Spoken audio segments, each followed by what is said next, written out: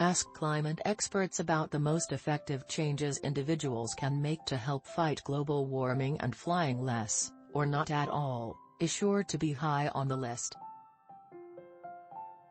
That's because one passenger's share of atmosphere-warming carbon emissions created by a round-trip flight from Los Angeles to Paris is between 1 and 3 tons.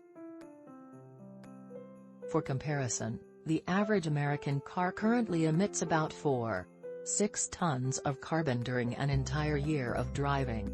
Industry-wide solutions, such as sustainable aviation fuel and electric jets, are in the works. But they're also likely decades away from being able to make a real dent in aviation emissions, if they prove feasible to scale at all.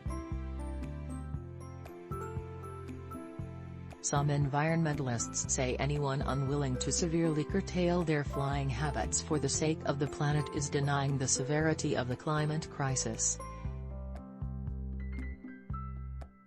Others say demanding such sacrifices, when industry-level changes are needed to really make a difference in global warming, only serves to turn people off to the cause.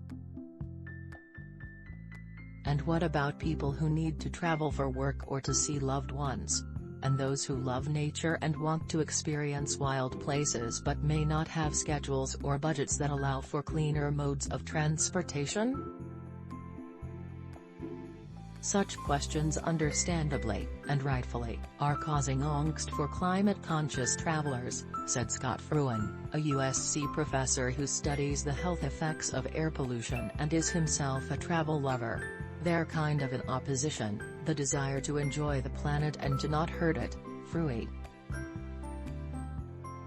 Some strategies for more sustainable travel, such as buying carbon offsets, don't get high marks from many experts. Fortunately, Fruin said, there are strategies that can have a real effect. And many also can save you money while creating richer, more enjoyable experiences along the way. The first step to more sustainable travel is to plan your destination and your schedule wisely.